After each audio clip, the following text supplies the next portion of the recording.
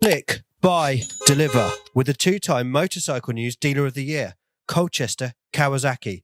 Proud sponsors of Chasing the Racing.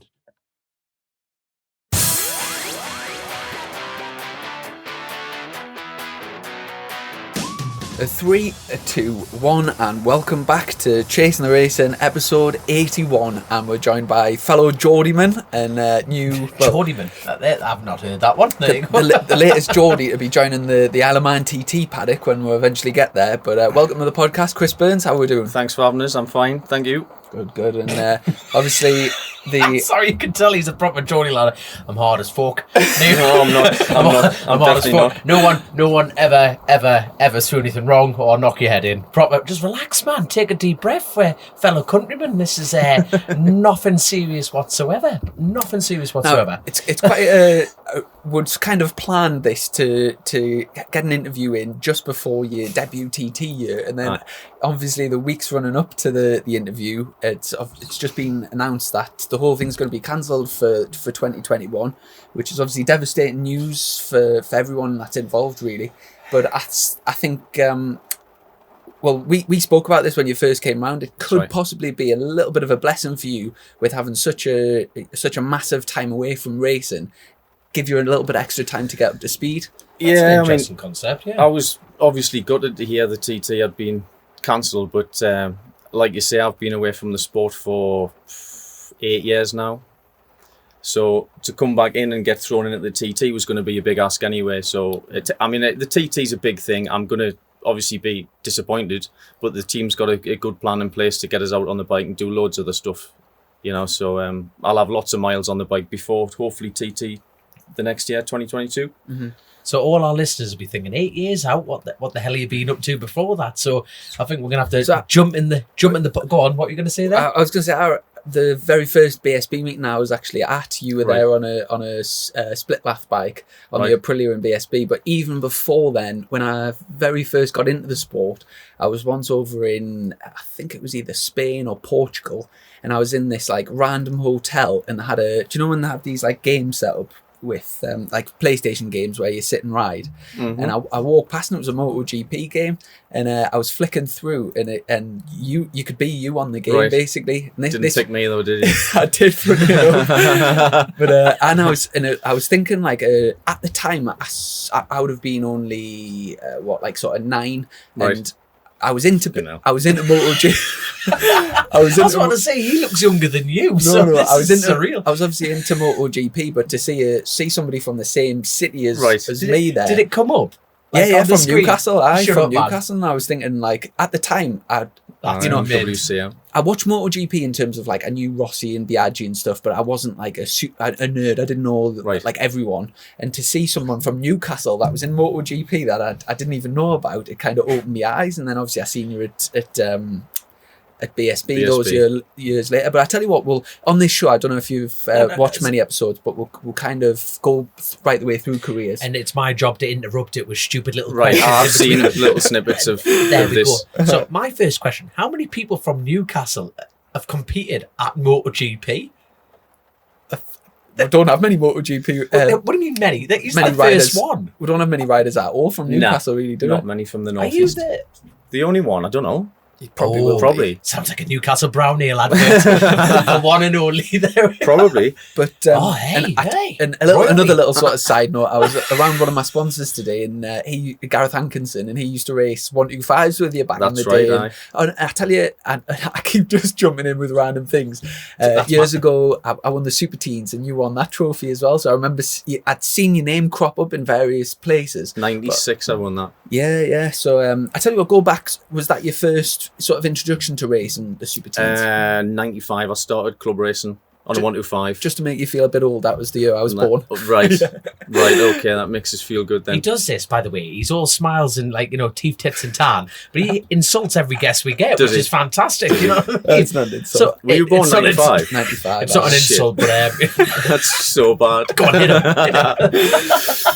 That is so bad. But you look terrifically young. I'm not hitting on you, by the way. Sorry, I know that sounds a bit weird, but I'm making this even more weird now. But you actually look younger than him. No, so I don't. which part of Newcastle are you from? I don't. You do? Take good care of yourself anyway. But A well-groomed Geordie lad. Straight into, was a club race on a 125 or Club race on something? a 125. And was that like Bempsey or? Loads of different clubs all around the UK. Dolly Moore was my first race. And then, because was it production like sort of Aprilia 125? No, the Honda. Honda. The GP class. Oh, right. At Like club level, yeah. Right. And then stepped into Super Teens in 96. Started in Super Teens, and a group of, like, Brogan started with us, Carl Harris, Tosland. Bloody hell, what a year. There was a good group in there, and I won it. Fantastic. That year. Good on. I won. But it was a good class. And after that, I stayed in 125s, BSB, 97, 98, Super Sport with Phil McCallum. Oh, yeah. And then 99 went back to 125s with Neil Hodgson's dad. RCD used to run a pretty good team. Yeah. So what, like, with those names that you've just mentioned, Yeah. what were people doing around you? You're saying you keep going back to, at this early stage, you're going back to 125s. After I won the Super Teams. Yes, so you're saying The other lads all chose the 4-stroke route. straight away. 600s. And, you know, when you're in the class you're in and doing quite well, you sort of think that's the class to be in. Yes. And it turned out I stayed in that class way too long, 125s, because then they were starting to get, not phased out, but the big thing was the 600s, the 1000s, the 4-strokes. Right. And the Haslams, the Toslands, all the others just seemed to branch out into super sport. Straight off the bat. And I stayed in 125s until 2000. Right, bloody hell. So in like we're just jumping straight in with like, what's your biggest regret? But is that with hindsight the wrong move to do? I think Looking I at it stayed right in now? that class too long. Right. And Too then, long. So you were just about to say, when did you step out of 125s in the 4-strokes then? I had a brief stint in 98 with Phil McCallan's team, Motorcycle City. Motorcycle City. Mm-hmm. Oh, right. What was There you that? Was that just the sponsor? Or That was the sponsor. What and that is was it? The motorcycle dealership. Oh, right. Okay. I'm not sure if they're even around now. Right. What was he like to work for then? Because he obviously had a very strong reputation as a Bit racer. difficult, like. Bit Really? difficult. I was a young kid coming in and we went to a first test in France. And I was faster than him at the first test. And he was great at first, but as soon as I got up to his pace, he wouldn't tell us anything. He told his Really? guys on his side of the garage not to help. And I mean, he was all right. Don't get us wrong, we got on, but he didn't want to show us anything, and he held us back quite a bit. What age were you at this point then? So you're dishing out 18. portion 18, and you're dishing out portions to Philip 18. McCallan, and you're going, this So I is... didn't really get a lot of help that year. The bike wasn't the best, and the emphasis was all on Phil, which is great because he was established. He was going to be there, start the TT, which he was that year. Yes, I. And I just done my own thing, but in their colours, So bike wasn't the best. So at that point, were roads on the cards at this stage? For It's me? still early. Yeah. No, not at all. Really? Nah. Right. So what drove you into the road side of things then? Obviously, we're talking many moons from now. You're doing your first TT. Why now? No, not why now. I mean, like, so you had no interest in doing the roads, period, at that point. So why did you not have that's just a stupid bloody question, to be fair, isn't it? That's like, why does the sun rise and sunset? It does and it doesn't, doesn't it? So we'll get on to your sort of like the position we're in now and like looking ahead to the TT. But I'm really interested how like from that era, how you got from the BSB Championship into MotoGP, because it's a step that very few British riders get the opportunity to take. So from like were you teammates with Phil McCallan in Supersport? Supersport in 98, yeah. And was it a case of, did you get up into the stock 1000 or? No, at the end of 98, I had such a poor year. That year, I decided to go back to what I knew, 125s. Again, because I thought, well, that's the class, because I can do well at it. It's good. Yeah. So I went back to race for Neil Hodgson's dad in 99. Yeah. Had a 4 or 5 wins, done quite well. But then started to realise that all the emphasis and the crowd wanted to see the big bikes, the 4-strokes were the bikes to be on. I'd noticed that Carl Harris was going well and Brogan was going well in the bigger class. So I decided to super stock 1000 from 125. Yeah. So it was a bit of a yo-yo thing, wasn't it? It was, really? In 2000 in GP125s, was that the year that Casey Stoner was there? Or I was 99. I think Casey came over in 2000 on a 125. So did you not get a chance to race? No, Casey? I didn't. Right. It just shows how little I know. I had no idea Casey Stoner came to BSB. Yeah, he won the Super Teens, and then he stepped up and did. He wasn't on a very good bike at GP 125s, but he just blitzed everyone. He did, aye. And he was head and shoulders above the rest. I used to ride for Steve Patrickson, and back then Steve was an established 125 rider, and he just said Casey, like out of everyone he'd raced against, at that age you just knew he was like ultra special. Wasn't on the best bikes and just blew everyone into the weeds. He said, I think there was a time at we should get Steve on the podcast at some point. He can explain his stories, but he did tell us once that it was at Cadwell Park, and he was like one of the top riders in GP 125s, and this little Australian kid came over. Nobody really knew that much about him, and they went up like the fast part of Cadwell to Park Corner, and between Park Corner and the finish line, he pulled a full second on him, and he was like one of the best riders. And yes, I think even then you just knew he was heading for great things. And like I'm 25, and I sometimes think to myself, Stoner was a retired two-time MotoGP champion when he was 27. Shut up, man. Do you know, like, really? if you see somebody stepping up into BSB now at 27, you kind of, they're not young, but they're definitely not old. It's kind of like, like say Glenn Irwin's about 28, 29. He's 30, isn't he now? Yeah, so you'll hate me for saying that if I'm wrong. Sorry. And you think Stoner is just to be like, yeah. Why did Stoner pack in? I think a lot of it was the pressure, I think, and he had some medical issues. Medical things, some fatigue or something going on there? He had, was it a lactose intolerance or something? So. And when he was racing for Ducati, he had to take a few rounds away because he just had no energy whatsoever. And I think he's actually recently had it this year. I think he's had a few months in bed. Right. But yeah, Jesus, I think it was wept. I think he couldn't stand the whole PR side of it either, could he? I don't think when he was with Honda. And I think one of the big reasons for that was he came up to challenge Rossi when Rossi had all the crowd, and I was one of them. I love Rossi, and no matter who was going to challenge Rossi, Rossi was very clever in the way that he kind of manipulated everybody to be against Casey. And I remember seeing Casey win the British Grand Prix, and the crowd were booing him on the podium, and I was embarrassed. I was embarrassed to be part, there. like, part of the I wasn't booing myself, but I was embarrassed, and I just thought, like, what a perverse world we're living in, where we've just witnessed like some unbelievable riding skill, and this kid that came through and won a Grand Prix, and people are booing. Same in Spain, same all over the place. I think. My next question for you: if Casey Stoner in his prime, would he beat Marquez? But you don't. You shut up. Go on. From the gut, young'un. From the gut. Yes. It's so hard, isn't it? Yeah, it's so hard. It is. It's impossible. It's impossible to know for sure, but it is.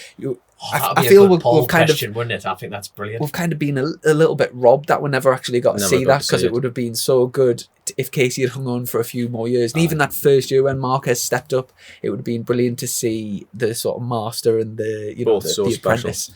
Did you watch the MotoGP this year, or like since you not racing there? Oh yes, I followed it. You followed it. Yeah. So what did you make of this year as a summary? Do you think it's been better without Marquez, or gutting that he's not there? Well, it's not good to see him not there, but he was so dominant when he was there. It's been a good, do you know what I mean? Because again, you never knew who was going to win. Anyone out the top 15 could have won a race. And that for me made it more exciting. It made it better to watch. He is a miss though.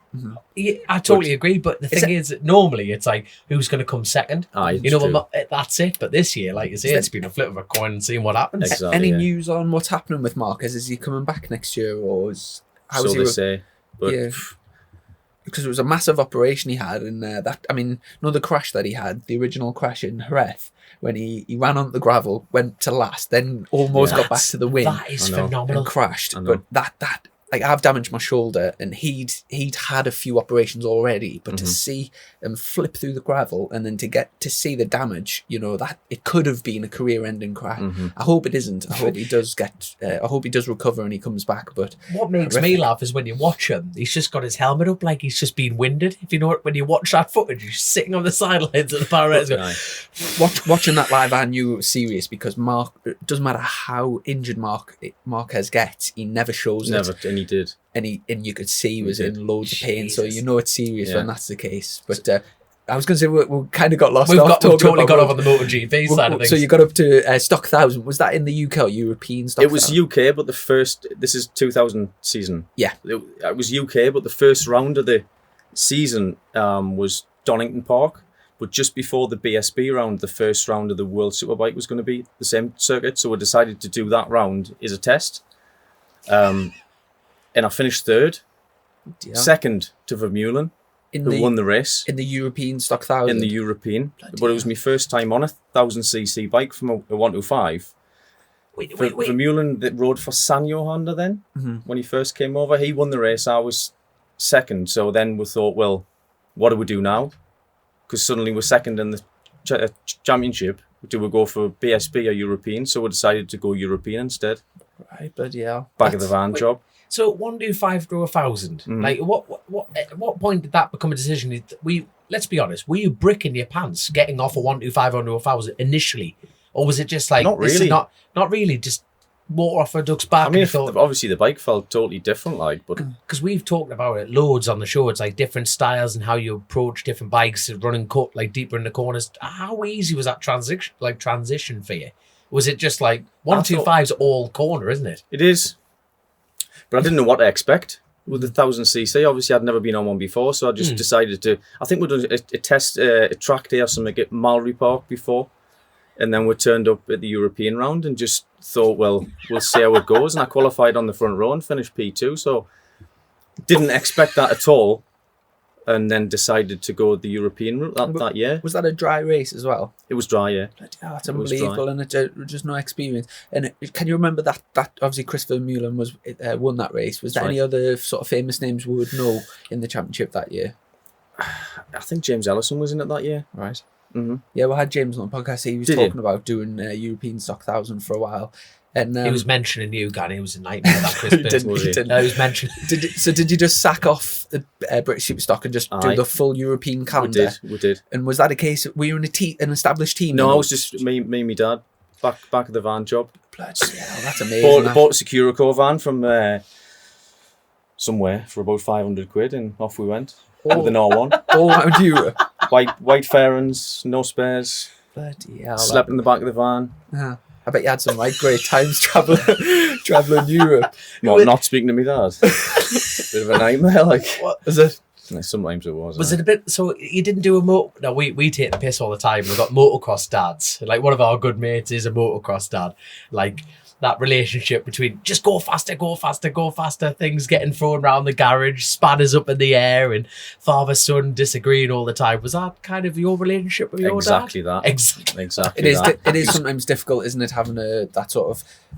It's obviously a close relationship in terms of a family, but when you're trying to achieve something, it's almost like a job when you're at the track, and it's kind of a professional relationship, and then but you're still son and father type thing. It was tough. He was a typical motocross dad. Obviously, he just wanted us to do well. Do you know what I mean? But it was really tough because if you weren't on the front row, whatever it was, you got a hard time all the way back from Monza.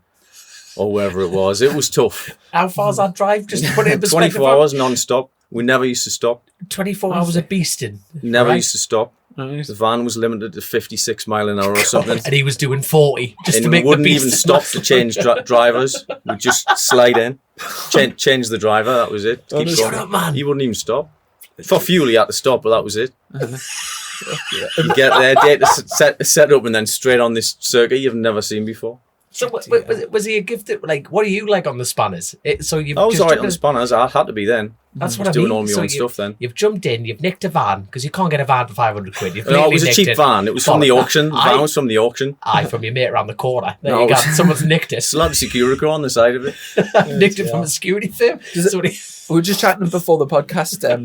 I'd seen a picture of your dad in a sidecar at the TT, so I've Right. always thought he was a sidecar TT man. Yes. But you've just told us that he won a sidecar TT, which I never Aye. knew, which is a hell of an achievement, isn't it? But you also did solo as well. Which 350 Yamaha and 700 no idea Yamaha he ran about as that. well. Aye. And did he Bloody race hell. short British circuits as Championship, well? I did. Aye.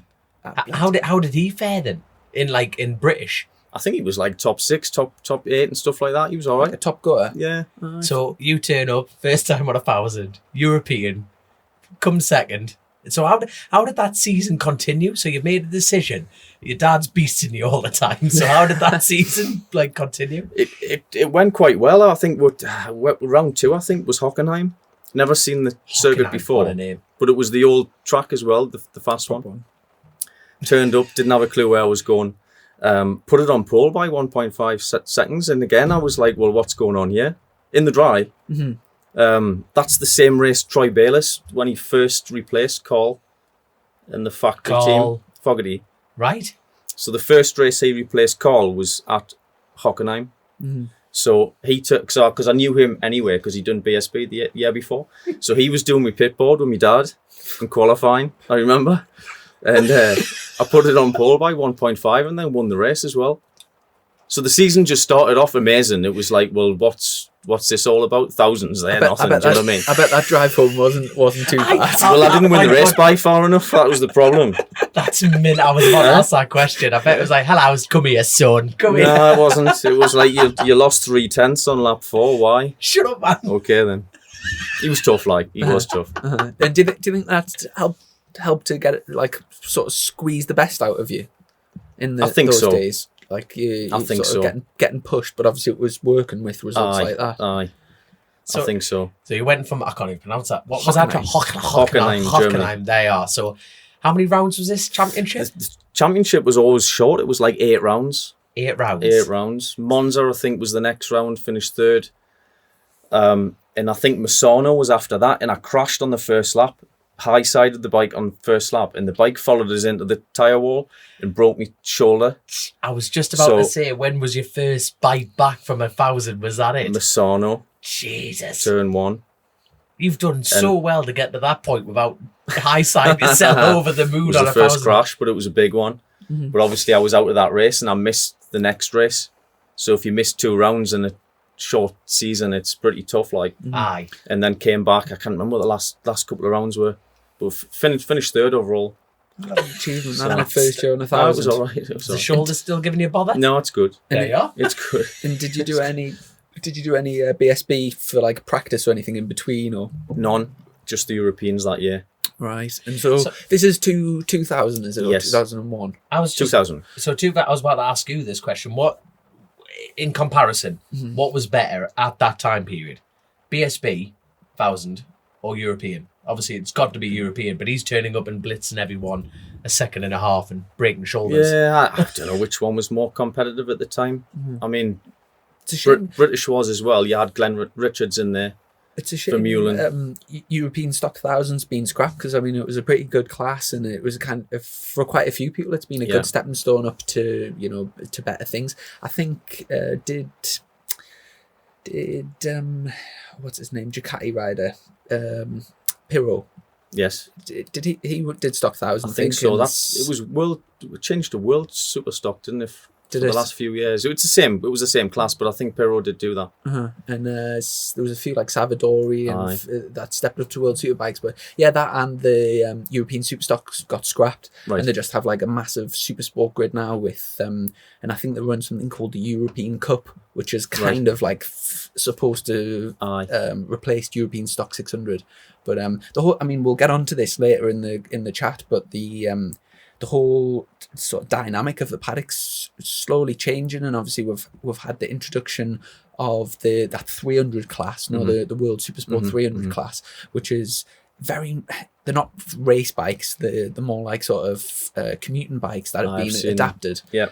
And so that's kind of replaced what would be sort of the 125s, like the sort of the lowest class for the kids, and then the Supersport class. We've just been talking about the R6 is going to be stopped.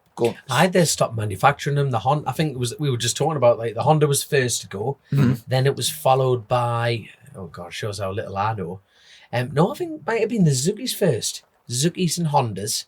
Then Honda's Kawasaki. Then Kawasaki's is now going into the Yamahas, and the R6 has just been so dominating. But they've stopped making them. But there is a race support system with them still. Well, there's a new news has just been released. I think it was this week by BSB. Basically, the racing's kind of got to reflect what's happening in the market, so what's selling and what isn't. And obviously the R6 mustn't be selling very well, so they've stopped making it. Right. But they're introducing, obviously Kawasaki brought out the 636, which is it's super sport eligible.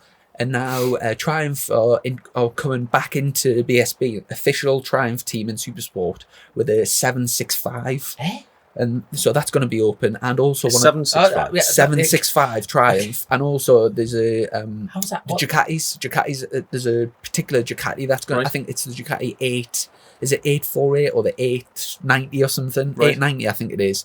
So basically the opening Supersport rules up to other manufacturers and other sort of capacity engines, and then I think they're going to try and sort of get parity with the electronics. So a little bit like in the Supersport 300 class, you can have a KTM 390, a Yamaha R3, which is a 300, or a Kawasaki Ninja 400. So even though they're all different CCs, they can sort of adjust the rules to keep the manufacturers level. And I think they're looking to do the same thing in British Supersport. And obviously you've got the GP2s as well, which they run on slick tyres. The class has gone up and up and up with that. I think it's getting more and more popular anyway. But there's just so many variations of what different bikes, but I'm sure they'll. I think they're basically trialing it this year, and then if it's successful, they'll then take the rules to World Supersport. I think that's what they're looking to do. Right. But yeah, it's see, on the road side of things, the TT, that it's just straight up 600s. Sorry, you can run the 675s, but you can't do any MotoGP2. I think that'll be a really interesting angle. Letting those, what are the Moto2s or GP2s? If they had a GP2 class at the TT, but kind of don't give it a secondary class, don't give it a TT win as such. Right. But imagine one of those bikes around there would be phenomenal. You'd rattle yourself to bits. Like you put the slick tires and everything, natural handle, the chassis, because the TT is all about turning the thing. It really is. I think that'll be a dead interesting concept. Really interesting. But there we go. But anyway, back to you, son. We just go on these rants about motorcycle racing. There we go. So where did we leave that? So you've mopped up in Europe. You've come third. You've mopped up in Europe. I didn't mop up in You Europe. mopped up. You had a broken shoulder, son. Don't give yourself a hard time. So was the foot what we find interesting is it's the career side of things. It's a bit. Riders, opportunities come and go and everything like that. But people break, so you're in there with your angry dad, and were people bringing down the door saying, come ride for me, or? After the Hockenheim win, yes. Right. The Ducati team that Ben Bostrom was riding for then, aye. they came down to speak, but it was at that point I sort of would realise that to make the step after that, you probably had to have huge money behind you. Yeah. Right. Because they came down and said, we'd like you to ride with Ben next year and this and that and the other. If you can just find €300,000 or something crazy like that. And it was then we thought, wow. Whereabouts in Newcastle are you from? Go on, We didn't answer. have the money, so it was then we realised that, it's going to be tough, even if you're winning. You might get the offers, but you need the big bucks behind you to join the big teams. Yeah. So it got to the end of that season. Did you have any? What were your options? It was the option with Ben's team, and that was it, really. So 300 grand. I might not have been that much, but it was like a huge amount of money. Do you know what I mean? It's a believable. It was like a massive amount of money, and you got like a 6-bedroom house. We didn't have sponsors like that. We didn't have money. Do you know what I mean? So we just couldn't do it so. So put a time frame on it. How old were you at this point then? Just roughly. 22 or something. 22, right? Someone's walked up to you, giving you this huge opportunity. But I'm just talking about how I would react. It'd be like a kid in a bloody candy shop, wouldn't it? It'd be like eyes lit up, huge opportunity, and then big bubble pop up turns up and goes, "I want 300 grand off your son." Yeah. How talk me? Feel like a therapy couch here now, because they're like, how did that make you feel, son? How did that make you feel? Well, it was obviously nice getting the offer, and the interest was there, so that was a nice feeling. But obviously, the money you need to go to those teams is huge. So disappointed because, at first I thought, okay, we'll try and raise some money, and you can sort of raise 5 here and five there, but it just not enough, Oh. So what did you end up doing then? Came back to the UK in 2001 and raced Super Stock 1000 on the new Suzuki. Same thing again with your old man just with running out my the own back. thing. It was tough. A tough year we had then. And how did you get on? Finished about 8th or something overall. Right. It was tough that year.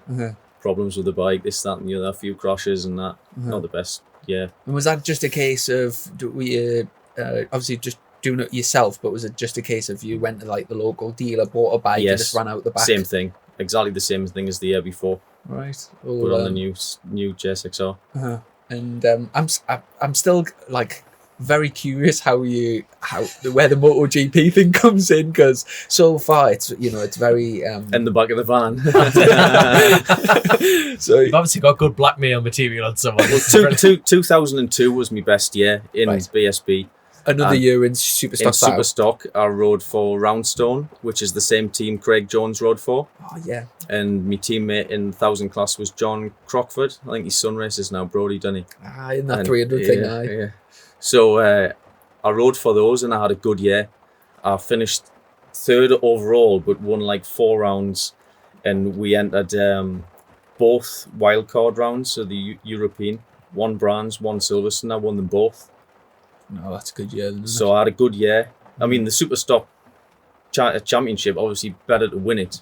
But we finished third and we won both wildcards, Yeah. So that was the big thing. Who were you battling with for the championship that year in Superstock? David Jeffries. David Crawford. Jeffries. Aye, DJ. And who else? John Crockford, Jeffries, Jamie Morley. A few others. One of our most popular questions that we ask the guests, like, if you're going to pick 3 people to go for a pint with, like, past, present, or future. Brogan as well. Steve Brogan, wasn't it? Steve Brogan. So, like, what was Dave? Did he like get along with David Jeffries? Did he go for a pint with him? Good lad. What was he like? Lad. What was he like? Down to earth, good lad. Was that the genuine lad? Was that the year DJ passed away?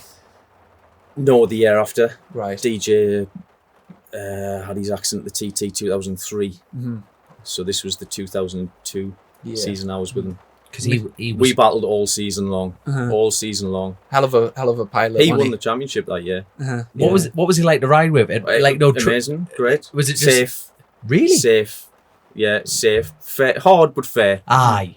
But he was genuine lad, down to earth. No bullshit with him. Makes us laugh when McGuinness always speaks about when he always mentions the fact he like masturbating. And I just think that McGuinness, he always says about DJ, he goes, he loved one. Really? What a random thing to say, but it's so funny. Obviously didn't know him well enough, because I didn't know about that. Okay. Aye, Chris, go get a pint. Don't turn around, No, but he was a good lad. He was a good lad. God. I'll tell you what, I'm going to throw that question in right now, well before the end of this interview, well before the end of it. Who, like, the lads you've raced with, who were your favourite drinks? Who were, like, the biggest characters? 3 are your favourite people you go for a pint with. Pick any 3 of them. That I rode with? Aye. That you've raced against. Anyone across any discipline. Number 1, definitely my teammate when I was in Grand Prix, David De Gea from Spain. Right, why? He was crazy. You're going to have to embellish. Come on. Good lad. He was fast. He was fun, but he was mad. Nights out. Loved the girls. Showed us round. Strip clubs, nightclubs. David was your man, and he was my teammate. It was a bit wild with him. Like he couldn't wait to get off the bike. Come on, Chris, grab your bike. He knew everyone. It was good fun with him. Like, you still in touch with him? No, I haven't spoken to him for a while. But I tell you what, he's mad, absolutely mad. I think we'll have to get him on as a guest here. Who's second?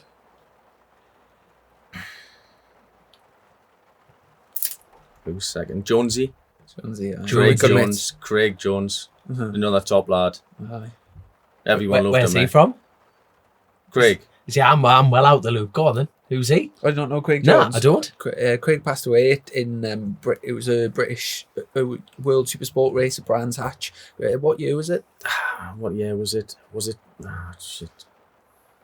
Craig passed. I can't be sure of the year. He passed away at Clearways. Yeah. But he was right. You very often see him on a yellow. Was it the yellow Triumph with the British flag? That's right. And he's iconic for backing the bike in. He had an amazing style, and he was of that sort of generation coming through. I think people would sort of tip him to be like going to massive things. And unfortunately, sadly lost his life at Brands Hatch. I cannot remember what year it was, but I don't remember. Was it Wait or something. I don't know. But he was a good lad. When I was in the Roundstone team, he was in Superstock 600. He's got a corner named after him at Portmail. So every lap they were talking about him in the Grand Prix races. That real fast left-hander. Have you raced at Portmail before? No, never been. Awesome corner. It's a fourth gear, and you get compressed into the track as you go up this hill, and you can like feel the G's on your shoulders pushing you in. And that's Craig Jones' corner. But did you say you were teammates with Craig, or did? I was in the same team as him, but he was in the 600 class when I was in Superstock 1000. Oh, right, sound. But good lad. Oh, amazing. Good lad. Good Good fun. A little bit mad, but everyone loved Craig. Everyone loved Craig. So you've got Craig and David is it David De Gea? Aye. And who's the last person? Who's third? Someone I've rode against. Anyone that you know from racing? Yes. We'll open it up a bit. Nicky Hayden, also another good lad. Again, not. Were you mates with Nicky? He was a good lad. Grand Prix, Did you friendly, good fun. Did you get Time your teeth done at the same place? No, I didn't. Did have good teeth though, Have you had your teeth done? No. Have you not? They're serious, them. Are you kidding us? What do you mean? Your teeth are immaculate. I do clean them, like. But you've got like the best set of teeth in the paddock. Nah. That's how we got these MotoGP rides. We actually haven't John Hopkins had the best teeth in the paddock. Jesus, John Hopkins. There was some. That's a rack of teeth, isn't it? My God. So I tell you what, we actually haven't got into the point of how you stepped into MotoGP yet, have we? We're teasing into this. 2002, third in Superstock 1000. Right. So that was a good year. So at the end of that season. Sorry, can I just ask from that? Do you know when you were doing the World Superbike rounds at Brands Hatch? Yeah. Was that when there was like massive crowds? Big crowds. And people talk about. Was it when Foggy was winning? No. Because people talk about that era. Foggy was winning late 90s. Right. I'm old, but I'm not that old. But there was, better teeth as well. Better teeth than Cole. Was there still good crowds at there was good crowds. 100,000 at Brands. Bloody hell, that would have been amazing. Right. Have you ever signed a pair of tits, bare breasts? Have. My God, have you? Yes. That's my dream. That is actually my dream. That is full on rock star. Where did that question come from? Wait, 100,000 people. There's going to be a population of women, right? He's got nice teeth. Someone's going to throw their breasts in his face. What, because I've got as a clean professional, but that's it. And just be like, right, no problem, pet. There you go. There's me number. No, I only done it once. Where was that? In that strip joint. Oulton Park. Or did someone just get the wabs out? I got into big trouble for it because I was with my missus at the time. Oh, God. She was in the garage. Right. What was it, on pit lane or something? Or? Pit walkabout in the morning. What? Someone just whipped the threat. That's mint. That's mint. He's living the dream. He's lived to sign them, so I did. That does not happen at the TT, right? Does it not? No. As much as we wanted to happen, it doesn't.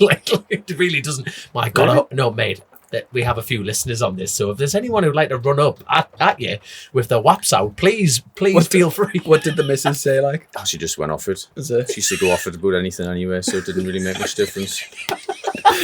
Did you not just explain it's part of the job? I did. I tried to, but I did not enjoy that.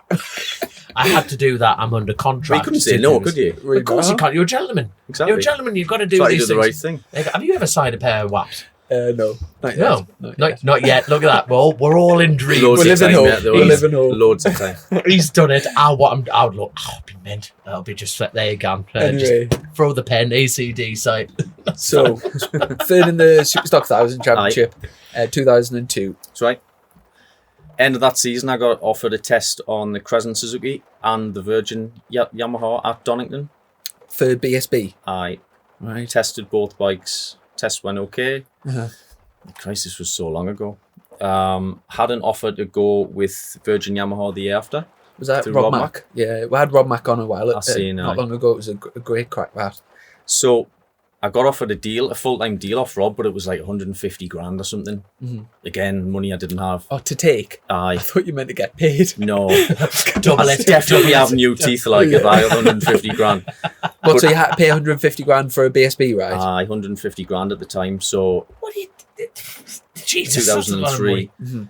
Again, money I didn't have. Aye. And then about a week after I got offered that ride, I got a phone call off Neil McKenzie, who was obviously good friends with the guy that ran the WCM team, because he rode for them when they used to run Rock Yamahas, 93.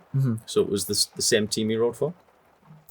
And he said they're looking for a British guy to ride for them. And the guy that runs the team, Peter Clifford, wanted to meet us at the NEC.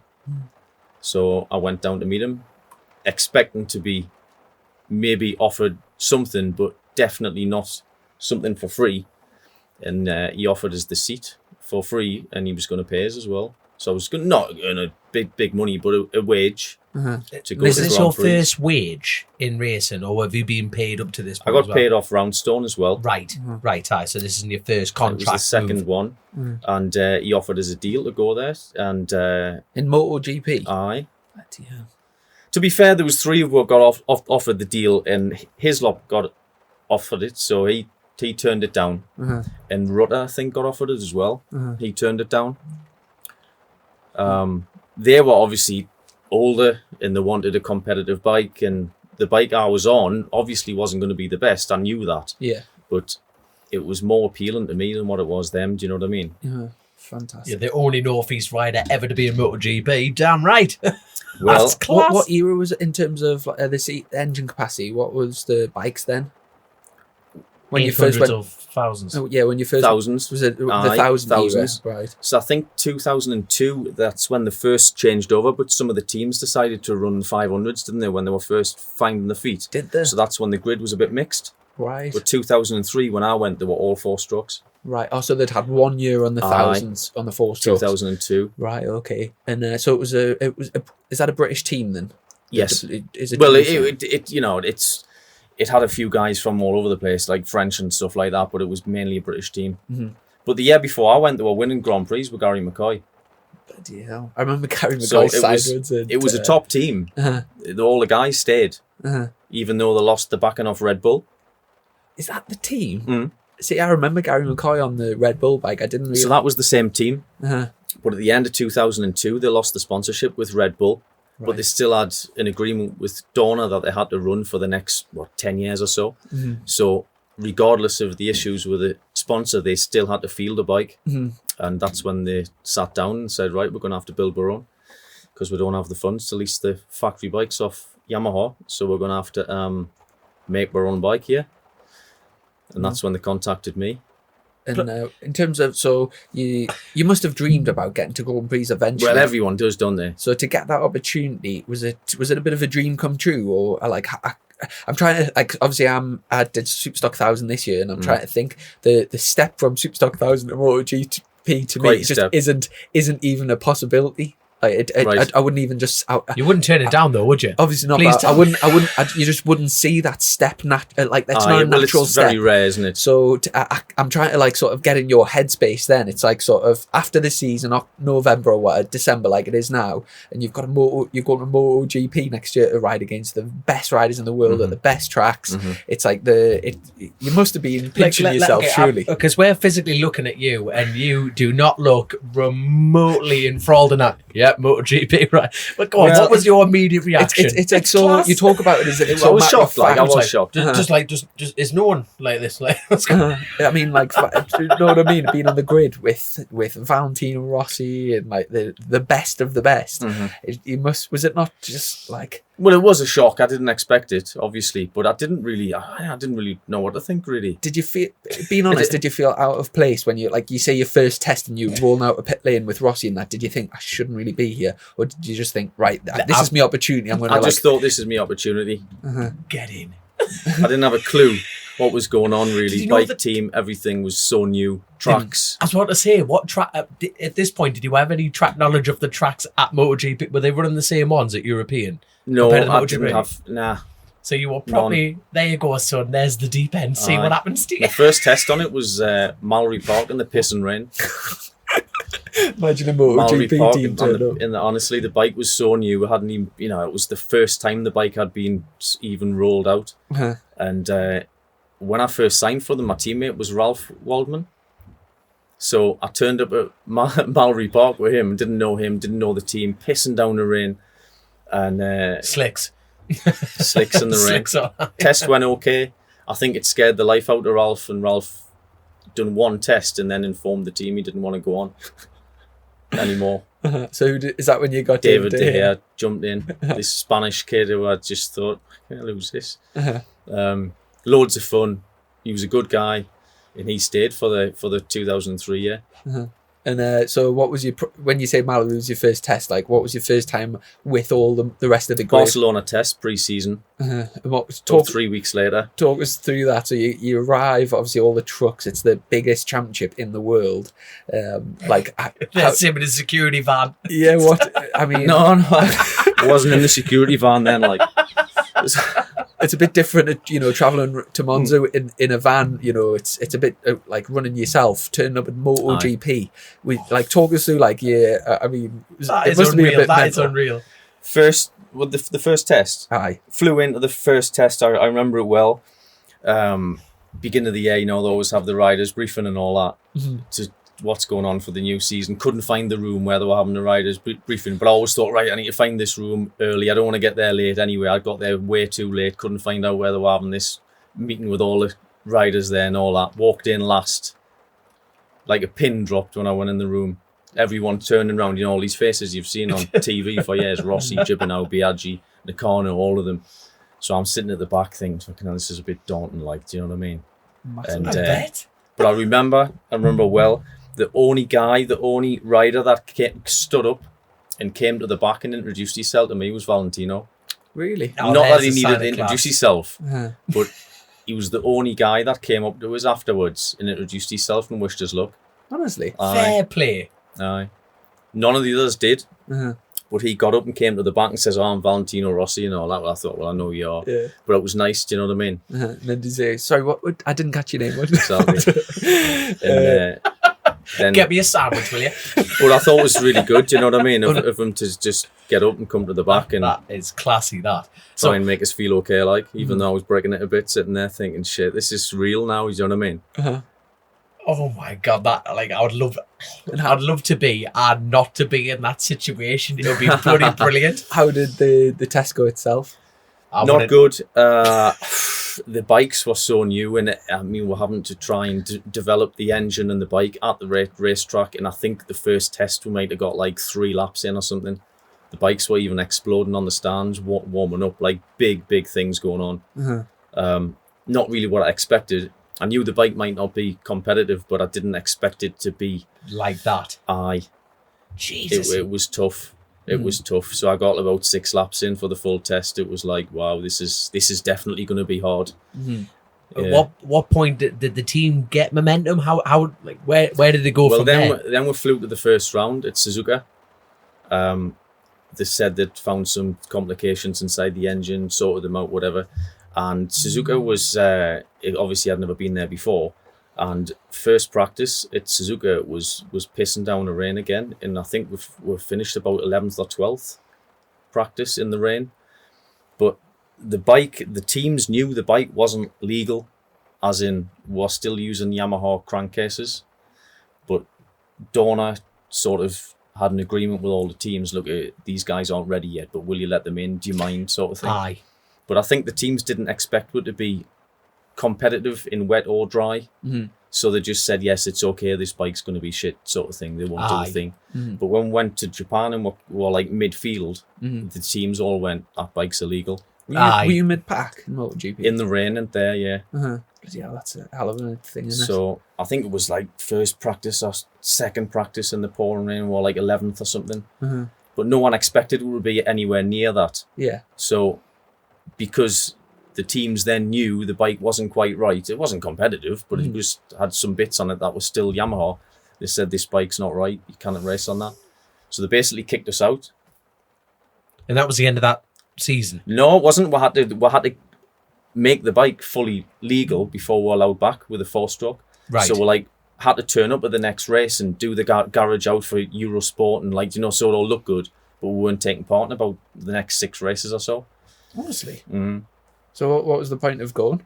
Just for to contract be there? wise. The contract with between the team and So is this when you Dorna. and David De Gea were... well, I was just on holiday for 6 months then. You had to turn up at the race and stuff, but you weren't doing out. But then after 4 or 5 rounds, when the parts still weren't coming for the bike, the organizer said, listen, you're going to have to take part. You're going to have to do something. So that's when the team, Bob McLean, who owned the team, had a museum with all his old bikes in, shit like that he had over the years.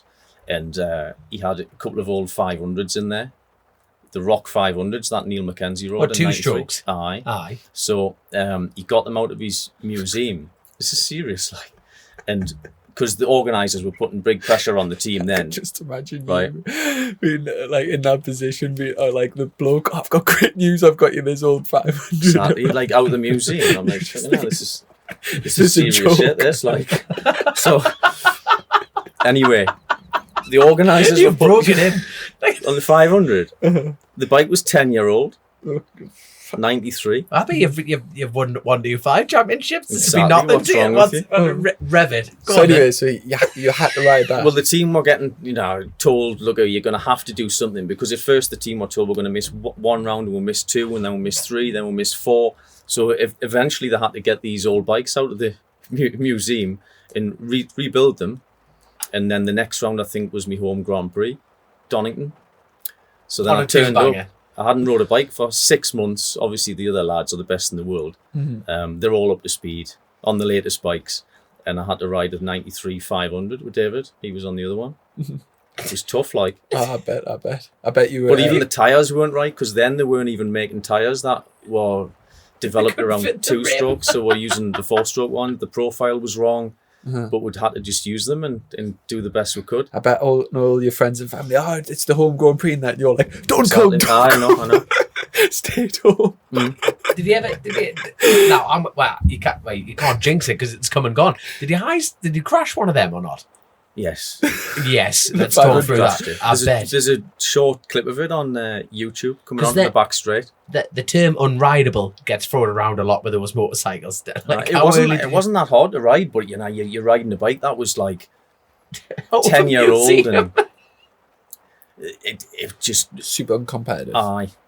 And so were you and David last? Oh, I would. I mean, the speed trap figures were like 40 mile an hour down. 40 miles an hour, yeah. Oh yeah, and then he blew you off the bike when they come past. The next round after that was Bruno. You're laughing. You want to be sitting on the bike? Was it embarrassing? How did you feel? Aye, it was fucking hard work. Like it was hard work. Like you're riding your tits off, and honestly, you were just going nowhere. Like. But the next round after that was Bruno. The uphills at Bruno. Yeah. And the bike almost felt like it was slowing down at the hills. I mean, it wasn't, but it was because the new Hondas and Biaggi's coming past you so fast. You're just like, fucking hell. I'll pedal this thing quicker. I remember that I once had, when I was my first year doing Super Teens, I had one of my bikes wasn't very good, and I used to have to change down going up, Schwantz at Donington, how it's uphill. So you would come out of the old hairpin, and then you would have to drop it in gear up the hill to get up the hill. And you just think, you think... Wasn't that bad, son, you say? On 1,000, you're like sliding, and it's so fast up that hill, you're spinning and whatever, and then on the little 125s, just you're using the clutch. I clutched it down. So then, so was the phone ringing for factory office? Not really. Tell you what, it was tough. Like you did a great job on that 2-stroke. So I think we've done 33s or something on Donington on it. Really? 34s or something. Aye. And so going. At the end of that season, did you manage to get 1,000 sorted for the following year? The next round, I think Bruno had done the Bruno race, which was tough. And Bruno, the day after the race, had a test, and that's when we had our bike done, ready. But it was tough. It was still going bang, and gearbox issues and oil pressure problems, but you know what I mean. We were developing a bike at the track. Aye. No experience. Bike was new. Everything was so new. But I think we didn't finish a race until the second season, midway through. Blimey. So you did stay with the team for another year? 2 years. The team in 2004, I was teammates with Michel Fabrizio. Oh, right. It was tough. He wasn't a good teammate. Why? Just wouldn't speak. Thought he was a prick. He was a prick. Right, can I just throw this personal point of view straight in there? This is literally the most honest interview ever. Normally you get riders sitting here like throwing every excuse out the book straight at you going, well, the bike wasn't quite right. You've Oh, just the bike wasn't quite right. Oh, no. I 100% believe everything that's coming out of your mouth. You're like, the bike went bang and, got a bike out the museum. It's like, these are fully legit answers. And there is not answers. A shred of bullshit with this at all. It's fantastic. And so your second year, you said you eventually got to finish midway through the year. Yes. Was there any success in that year? Was there anything like the... Nah, results-wise? Yeah. Nah, not at all. But okay, not... You know what, I always hope for a wet race or something, because obviously you need something like that if the bike's not up to speed, but we never got one wet race at all. Not one. Practice sessions. Not one. Odd one in practice or something, and we'd finish sort of 15th and stuff like that. But races were all 35 degrees and boiling heat. It was tough. Was there any sort of experiences when you were in those races which have stuck by you? Like anything like you've seen like Rossi out on track doing something amazing, or like is there any memories that you have that you just think, bloody hell, that was unreal? Wasn't in the races long enough. Actually got to lap 1 or 2 and something would go wrong with the bike. It was as bad as that, like. Honestly, it was as bad as that. Finished the first race in Phillip Island and second season with them, but again after that would like break down in the next 5. No, just a total nightmare. It was a nightmare. So obviously you'd sort of dreamed to get in the Grand Prix and you got there and it totally wasn't what you dreamt of, if you could say that. Were you pleased to leave the Grand Prix paddock after that experience? I was, because at the end of the second year with them, if you've had a couple of bad years, I just felt totally demoralised and my head was down. Do you know what I mean? Confidence gone. Bike was letting us down big time. Crash after crash. Oil leaks, this, that and the other. So I was pleased to get out of it because, the first year when I was there, I was like up for it and everything. Come on, let's go, lads. And then at the end of year 2, you weren't that bothered when the bike. You know what I mean? When you finished in your head, it was like that. Right. I've had enough now. I need to go home. And when it's like that, you cannot be fast, can you? Now, you can't. Was that a case of like MotoGP, or was that I want to continue racing, or did you think continue. I've had enough? I had enough of that bike. It just it broke us really. It broke us like. I don't blame you. So, at what point did you think? Well, what did you want to come home to? What was the next step in your mind? Well, I hoped to come home and get something fixed up and beating BSB, but I found it really hard. Yeah. Because you're only as good as your last result at the end of the day, and when you've had 2 years of finishing nothing, nowhere, not seen at all, it was tough. Came back hoping to get a BSB ride, and I did get one. I replaced, I think, what was it ride for? I replaced McGuinness when he left AIM Racing, Yamaha team, and I replaced him for the remainder of that year. Again, it was okay. Results were top 15, but it was enough from what I had been doing for 2 years before. Nothing. But any confidence building in that, like top 15, or because it was nice to get involved with a team and on a bike that was capable of finishing in the top 15. And you getting to run results together, and the bike wasn't letting you down, and it wasn't going to shit itself mid corner. And was this a British superbike? It was. But I come back and got a load of hassle flack off people. You shouldn't have went to Grand Prix. Yeah, you shouldn't. But at the end of the day, at the end of 2003, I had one offer off Rob Mack was 150 grand. I had nothing else. And then a Grand Prix team come up and said, "We'll pay you to go to MotoGP for 2 years." So me personally, it doesn't matter how good the situation is. I couldn't say no to that. I couldn't. I would never dream of saying no to that. It's quite easy to say what these people saying was you shouldn't have done that because the results weren't there and I had 2 bad years, but you weren't to know that before you signed. Do you know what I mean? Yeah, but that's it. And there was no alternative. There was no alternative. Stuck for choice. I'm sorry, so me being me, I don't know. This is dicking on competitive nature or anything like that. If someone said to me right now, Dominic, do you want to go to MotoGP? I would snap their hand off, knowing I'd be at the back. I'd be well at the back. I would snap the hand clean off, knowing fine well I'm going in front of the firing line. You seize that opportunity. Well, I knew the bike wasn't going to be the best. But the team were a good team. The year before I joined, they were winning Grand Prix. So I was joining a team that was renowned for doing the job right, That's it. But I just hoped the bike might be obviously a bit better than what it was, and it didn't turn out to be, but it's just one of them things. Look at the draw in this game. Look at the draw. You've gone back into BSB, replaced McGuinness at AIM, and then, Can I just ask, is Peter Clifford the same guy that's involved with Hickman? No. Don't think so. No, different. Peter Clifford. I think Peter Clifford from Grand Prix now runs the Red Bull Rookies thing. Oh, that yes, yes, I do know who you're talking about. Mm-hmm. Who's the guy that helps? I'm getting lost off. But yeah, I know who you mean. So back to BSB, sort of a decent year back, getting in the swing of things. Mm-hmm. Did you stay in Superbikes for another season? When I came back? No, Yes. I stayed with the same team, but in Supersport. All right. All right, so you've gone.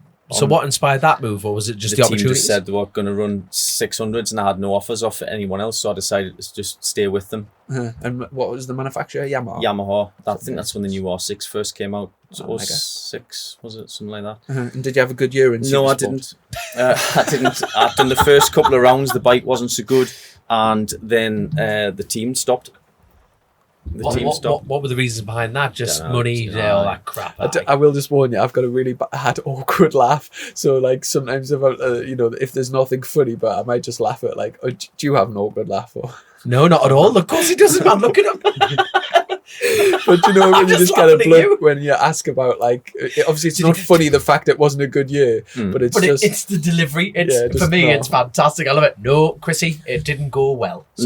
So where was the turn of the tide here, son? You've seized every opportunity you've ever had. Where was the turn of the tide? Where I go on, top it up. Turn of the tide. What did I do after 06, 07, 08? I can't remember, man. This is so long ago, man. Yeah, right, man. 2008 BSB had a decent year. That's when they first run the Superbike Cup. Oh, yes. That's when I ran on the MV. Again, the bike wasn't the best, but MV Augusta, was that for who was running the MVs back then? STP, the team was called. Right. It was pretty good. I'm not familiar with Bike was all right. Every time the bike finished the race, we're on the podium. Won 4 rounds, finished 10 podiums or something. But I think we broke down in 10 races or something. The MV again. It was a tough bike, but it was nice to ride. But it was just a bit unreliable. Like I do remember the BSB Cup. Just explain the rules. Was it like it was an Evo class? It was the same sort of thing. So was it? It was the same bikes, but with like standard electronics or something. Different ECU. And that was the only difference. It was you could only do minimal stuff to the motor. Right. Was anyone else on the MV bar you, or you the only one on the MV? Me. And you were getting them results on that? We had a good year for what we had. Because there's been a few manufacturers. KTM used to run a thing in there. That's right. And was that the KTM RC? Strange looking thing, wasn't it? I looked like RoboCop on a bike, didn't it? I think we've got a couple of top 10s overall. I think Tim Walker used to run a KTM thing in that, didn't he? Aye. Was that the Evo class or whatever? I can't remember which year was what. Obviously, we'll get onto it, but the Aprilias used to run was that the Evo as well? The split. That's when it changed the Evo class, 2010. Right. Here's a quick question, jumping back a bit. So you know how you spent them years at MotoGP. You know when you came home back to British soil, were you at all shocked with the pace? Was the pace improved? Was there much change within the BSB paddock? Yeah. Well, when I left BSB, I was in the stock class, but when I came back, I jumped into BSB. Right. So it was different altogether. Comparing apples right. and pears. The pace was fast. The pace was straight on the pace bike. is always fast, though, and it doesn't matter what you're in England. In British Championship, it's always fast, man. That's the thing, isn't it? That's the thing. So hold on, where were we? So we've gone to getting back confidence, back in the swing, MV, showing the Italians that a Brit can't do the job. Where do we go from there? 2009. Didn't have a ride until 2009. Even after those Didn't results? Get fixed up, nah. Didn't want to stay with the same team just because the bike was unreliable. Because, I mean, we've done okay. We finished, we got 10 podiums in that class. Won 4 rounds, but we broke down in 10 races as well. And that side of things didn't really improve as the year went on. You know, the bike sort of thing. So 2009, I thought I'd get fixed up with having some half-decent results, but I didn't. And I held out for a ride in Germany. I replaced Martin Bauer, who rode for Holzhauer Honda, and I replaced him for 3 or 4 rounds. Good team, teammates with Michael Schumacher. Was that then? Aye. So I thought that was after the whole BSB Hold on. Michael Schumacher, the Formula 1 driver. Car guy. The car guy? Bloody hell. Hold on.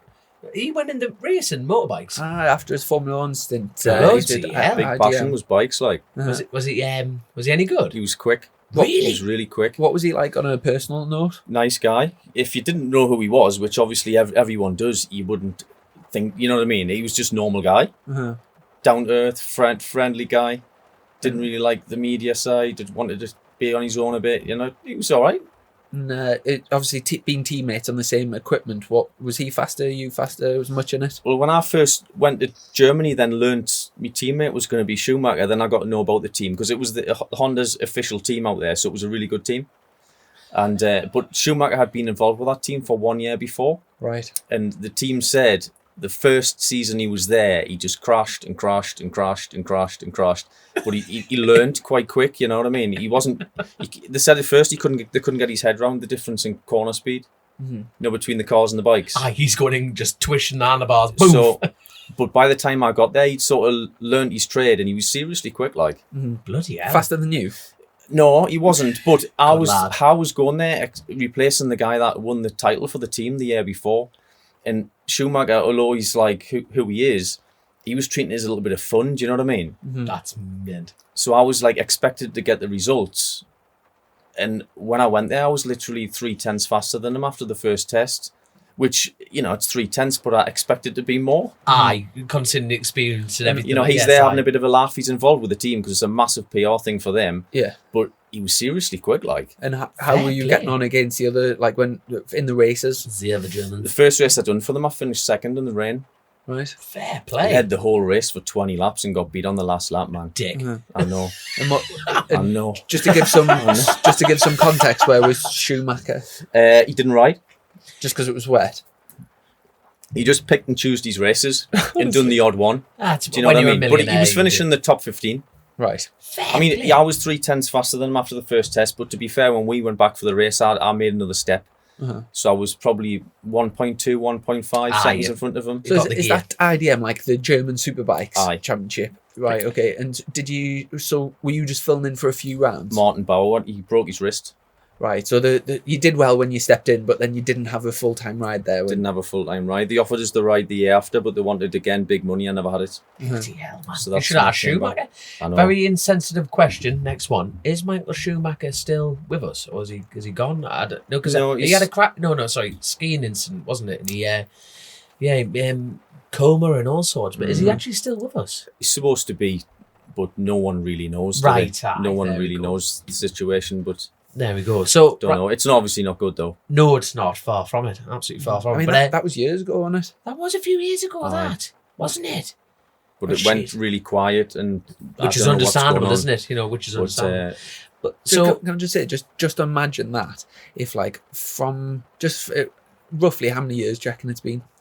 Since the accident? Yeah. My God. 6 Google. or 7? Imagine 6 or 7 years, and then just imagine that like a scientist came up with a miraculous recovery and like with stem cells or something, and imagine like waking back up and the world 7 years on, you know, like iPhones. And Chris Burns is on there chasing racing. Do you know, like things like social media? It's a whole different world. But imagine just like missing 7 years of your life and then like waking up and just being, and like it would be crazy, wouldn't it? This has turned into a very deep conversation. Also already, on Schumacher, have you seen Schumacher's son's going into Formula One? He's just signed, hasn't he? Yeah. I've met him. So when in Macau. Really? There you go. Oh, was he racing? He was racing the buggy things. So I was on the motorcycle. So right. That's the only name drop I've got, by the way. On the Schumacher thing. With David Jeffries. Did you ever like get out on the drink with him or socialise with him? No, not really. Not really. Right. Germans are very serious people, you know. He'd fly in with his doctor and all that with him and do his job and just fly home. Honestly, he'd bring his doctor with him. Private doctor just to the meetings? To the track, Right, blimey. What was going on there? His He son was with him, but his son then was about 10 or something. Do you reckon he was having a chat with him going, I'm going motorcycle racing, you need to come, son. He was a nice guy, like. Down-to-earth guy, good guy. Bloody hell. You think of all the dangerous things he did, and it was this... Now, with the skiing thing. The skiing thing, I know. And he had a helmet on as well. That's one that, like, I never... Really? When I go skiing, I never used to... I probably would. By the way, he does that in car parks, like, not down the Alps. I would be more than happy to go skiing without a helmet on. And I would... But imagine with a helmet... You know what I mean? It's crazy, really, but it just goes I to think it was show. something to do with the GoPro or something he was using now. Yes, Really? I So did. you hear different stories of what happened, but I don't know. Because that's banned on track days now, and it having Is it? You can't have GoPros on your helmet. Right. You can't even have them on. You Just can't on have your 'em on bike. the tank. You can't have them on. You can't have them on your chest or nothing like that. Can you not? I think you're allowed. Really? I just heard you weren't allowed them on your helmets. That's all. I think that's supposed to be dangerous. There we go. Probably from the Schumacher thing. Maybe. So there we go. So anyway, Schumacher, you turned up, you whopped him. What happened after that? You didn't have any more cheddar. I like shortening stories. It's great. So you had no cheddar again. So hold on, wait a minute. You got paid as a MotoGP. What do you spend your cheddar on? That's money, by the way. David De I Gea. didn't get paid a lot of money. Nights out with David Nights De Gea. out. We have the George Best of Night motorcycle clubs. racing here. I didn't get paid a great deal, man. Just a normal wage. Oh, smooth million. Yeah, No grand. way. Nowhere near. So the Try German. like 25 grand. Oh, there we are. Better than paying 150 though. I so- definitely, without a Better doubt. than paying 150. Without a doubt, without a doubt. So you've gone from there, no cheddar to pay the Germans. Go from there. 2010, came back to BSB and rode for Splitlath Aprilia. Right, and Split Lath. I was just telling Chris about this. That was This it. this What? weekend- I've just sat there going, where have I heard that? It was around about an hour ago in your kitchen. This Laugh there. week in school, we've at the assemblies were on like courage and all that type of stuff and adversity. And Derek Redmond was kind of where everyone had to watch the video of Derek Redmond, and we talked about Derek Redmond. Right. And Derek Redmond was involved in that team, and I kind of know him from the paddock from there. So small world. Was Derek a sponsor of the team or something? I think so. He didn't. I only seen him about 2 rounds in that season, but he was good friends with the team owner. But I don't know what happened after that. And that was the Aprilia in the Evo class. So it was Aye. the superbike, but Aye. with standard electronics. That's right. And it was quite competitive then. I remember BMW had a team That's right, with with Brogy. There was a few, it was that around the WFR. They had the Hondas That's right, in it. Hondas. And it was a good championship. And obviously that sort of paved the way for the rules that are now. They basically got rid of the full superbike class and made everyone like an Evo. But what did you make of the championship back then and racing the Aprilia? It was good. It was good. I expected the Evo class to sort of grow after that, but it seemed to peter out. It didn't really grow much. I think they ran 2 years after that, then stopped it altogether. The Evo. Well, they turned the whole championship into the Evo. Right, okay. So they got rid of it all. That's how good it was. Exactly. That's how it worked then. There we are. See? So, because obviously the idea was to take to reduce the costs for the teams, Yeah.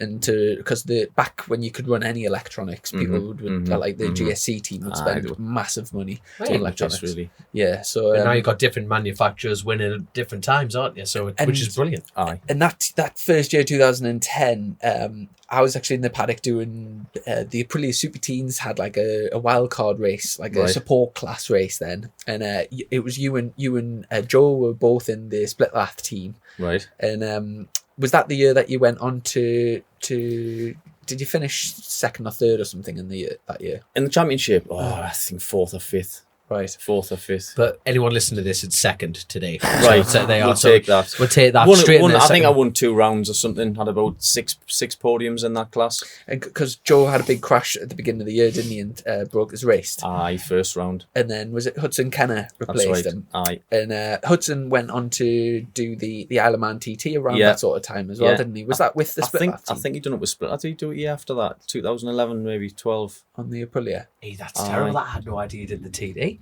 Yeah, was the he first. did. It was the first year when he was the first. He was a newcomer to the Northwest the first year I was there. But I don't. He Right. didn't actually do that year. Yeah, I don't think he actually did the Northwest. You do 2 Hudson. TTs, Hudson. I think he's done twice, hasn't he? I think Right so, there we go. You see, no. You see, for me, it was normally people tend to do the Northwest first and then step Build it up up in to the it. same year. Yeah. Get the momentum, see who you're fighting with. So, hey, I'm terrible. If Hudson is listening to this, he'll be calling me every name under the sun right now. So I do apologise. There you go. But, And was it quite not long after that? Was it was when you walked away from the sport? What was No, after 2010, I got a call from a guy in Holland who asked us if I'd like to go and meet him with a view to doing the Dutch Superbike Championship. So I went over there, and his team looked quite good, and I signed for them. 2011 it was a good year. Was that were you living in Newcastle and just flying out for the Aye. races type of Aye. thing? And what's the championship like out there?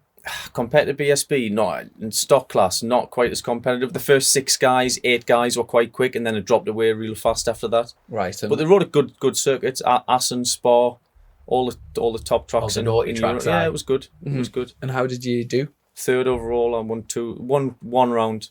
Right. Finished 3rd. Is Right, that fast lads, and is that still going now, Dutch Superbikes? I think they've changed the name. Something it's going, but I think it's under some of the. Like a club Aye, type of thing. aye. Right, okay. That's maybe when BSB go to Assen, they have like the Dutch That's Superbike right. race. Is it like a wild card sort of round for them? right, Aye. that's a connection. That's a connection. Aye. And then when did you walk away from the sport? 2012, I signed for that same team. They told me they were going to get brand new bikes built by Ten Carter. Right. So I expected to go and win it 2012 because I turned up 2011, didn't really know all the tracks, finishing on the podium most weeks and finished 3rd overall. Aye. So I thought, well, I'll get a new bike the next year, built off 10 Carter. This thing's going to be the thing. And you know the tracks and everything. Know the tracks, everything should have went really well, but the team just wasn't the same. And the bike, to be fair, wasn't very competitive. Uh-huh. It was pretty stock, like really, really stock. Yeah. And I lasted 3 rounds and I thought, you know what, this bike isn't good and the team wasn't going well, and I just decided to stop. Yeah. Sort of fall out of love. I just fell out of love with it a bit. Uh-huh. The results weren't coming as easy as they were the year before, but the bike was really slow. Uh-huh. The bike was a tough few rounds, and I just thought, you know what, I'm gonna go home. And if something does come along, something good come along, fair enough. But if it doesn't, I'll just stop. Right. Click, buy, deliver with the 2-time Motorcycle News Dealer of the Year, Colchester, Kawasaki. Proud sponsors of Chasing the Racing. So we just had a bit of a battery failure there, so we're back on track anyway. So we got up to you'd left the sport, Yeah. and I presume the phone, obviously with you having such a long time away, 8 years sabbatical or whatever it was. Great word, that, isn't it? I presume the phone Yeah. didn't ring, and was it just a kid? Did you just quite happily sort of walk away and just move on and move Not on with really. something To be else? fair, in I life? didn't want to leave this. I didn't really fall out of love with the sport. I just got tired of riding uncompetitive bikes with teams that really weren't putting 100% in. Do you know what I mean? Mm-hmm. Yeah. And it was one season after the next, after the next, after the next, after the next. So, and at the same time I walked away, I was recovering from an op I had on my knee. So that was giving us jip during the off season, and then I started the year again, 2012. Bike wasn't too good, results weren't coming. That's when I decided to walk away. 1, because of the knee, and 2, because I just got tired of riding bikes that really weren't up to it. Like, but I didn't want to leave. I just got ground down with bullshit, false Life. promises, sponsors that chasing them all the time, money never arriving. Promise this, promise that. You know what it's like. Yes, aye. Well, there we go. So, It's what did you do between filling your time in after that then? So you've walked away from sport and you've just thought, went and worked for a chauffeur company, something a little chauffeur bit company. different. Only because, again, the knee was giving us jip. I thought I need to earn a few quid. I'd drive an automatic car. But I always wanted to come back to the sport. I just didn't want to ride shit, you know what I mean? Or Yes. ride for teams that really didn't have the heart in the job. Aye. And is that what you've been doing ever since? That's what I've been doing since. Because we were just talking as well before about obviously Chris Ramsey, who's got the biggest. He's like a bit of a Geordie hero, and he's got the Everyone biggest. likes Chris. he's He's got all right, Chris. Yeah, he's a good comedian, and he's got the biggest podcast in the country at the He has, moment, aye. which is basically just him and the missus just talking about everyday life things, and it's called Shagged, Married, Annoyed. And I seen he put a little he put a post on Instagram not long ago saying my chauffeur driver has been talking about doing the TT for years, and he's just got himself a ride. And that's kind of where we're up to now.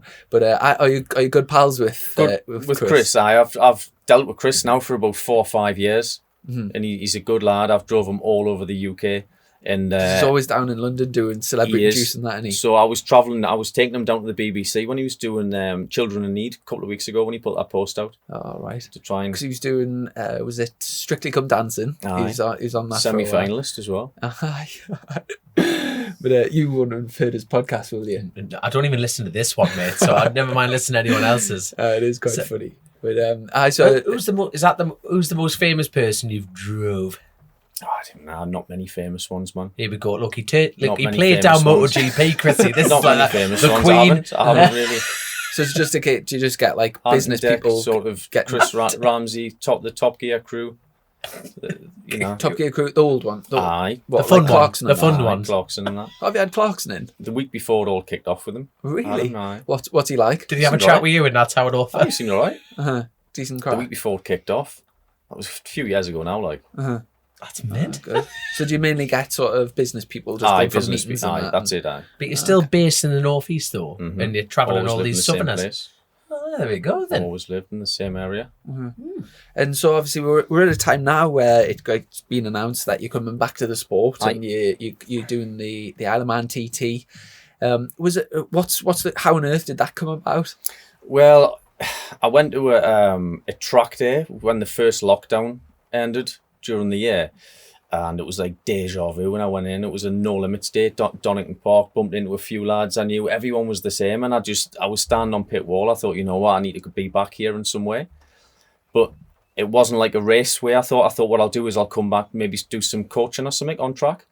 So I started an Instagram, put a few posts on there, put a few old pics of us. We're just trying to let people know I was still here. Contacted Honda, Yamaha, got some prices on equipment. I thought, right, I'm going to do the same sort of thing as Dean does, Alison. Yeah.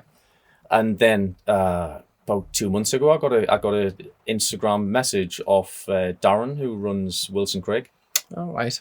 and asked us if I'd be interested in coming back next season to do the roads with those guys. And was that just totally out of the blue? Totally out of the blue. I think on my bio on Instagram, I had something like coming back for 21, or doing something. And he must have picked up on that and then just sent us a quick message. So was there no original relationship there? It's not like rekindling an old with the team? Yeah. No, I don't know the guys at all. right. I've heard of the team, and obviously everyone in road racing has, because they've been pretty successful. Yes, very successful. Yeah, very And they've successful. had all the top lads riding for them. And I knew of Darren because he's done a lot of racing himself. I think he's rode on the roads for 20 odd years or something. Aye. He's worked in some top teams, so I know because of that. And it was completely out of the blue. Didn't expect it at all.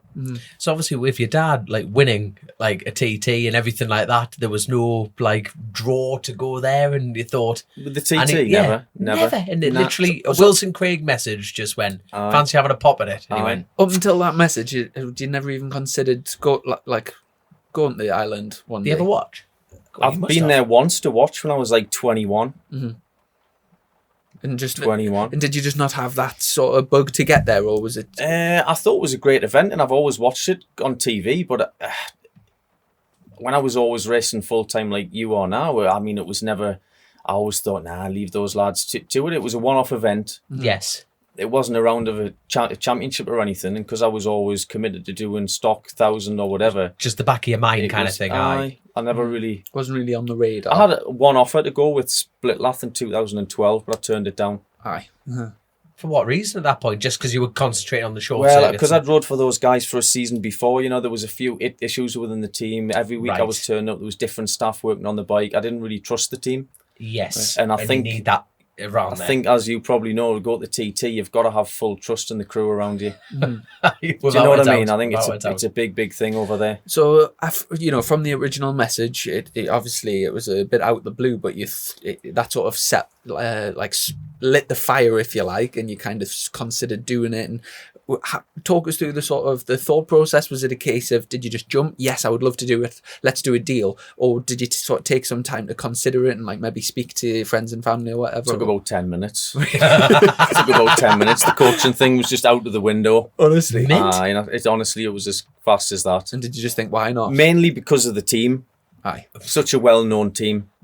They've got full backing off Honda. The bike they'll put under us, it'll be the best bike they can. The staff and the team are all good. I've never heard a bad story about them ever before. Yeah. All the top guys on the roads have rode for them. And that was That enough. speaks for itself. That was enough. As far as stepping into road race and you're doing it with the best team With there, one of the best teams, and I think it's. I mean, I never expected it What to get offered. What do you think their motivation for speaking to you was, in terms of, obviously it's not an obvious choice, like if you were looking for a road rider for next year, to like pick someone that hasn't, you know, you would kind of be looking at people, looking at people coming up through the ranks in road racing, or maybe people at in like national championships or something. What have they explained their reasoning of why they've spoke to you? I can answer that. They have a young guy. There's two guys on. There's two on the team. One of them's called Stephen Smith. That's it. And so they've got a young rider as well. And they said they wanted someone with good experience. But again, it is a bit strange because, you know, I haven't turned a wheel for 8 years now. Yeah. So I might have experience on lots of different bikes or in different classes, but not at the TT. They don't know my level. I don't know my level. But see, you've already outqualified yourself without knowing it. The Irish are all about guts and glory, and the man with big enough balls to hop on a 500 GP bike, they've just looked at you and went, he's got it. He's got 100% got it. He's willing to do that. He picked the 500 out the museum and took it against Rossi. Like, give this lad a bike. Do you know what it is, though? I can't thank the team enough for showing a bit of faith in me. Like, absolutely, aye. So, sorry. No, go on. Oh, sorry. No, sorry. I was about butting with another question. It's a case of like, so you've agreed to this. Let's go for it. 2021. Let's talk in theory. 2021 TT was all systems, firing on all cylinders. What was the plan leading up to that? What was the calendar like for you? The team want to do as many Irish Championship races as they can. Now, is that leading up to it? Now, is that short circuits? Because there is an Irish Championship over on the tarmac side of things, or you're talking about footpath racing? Both.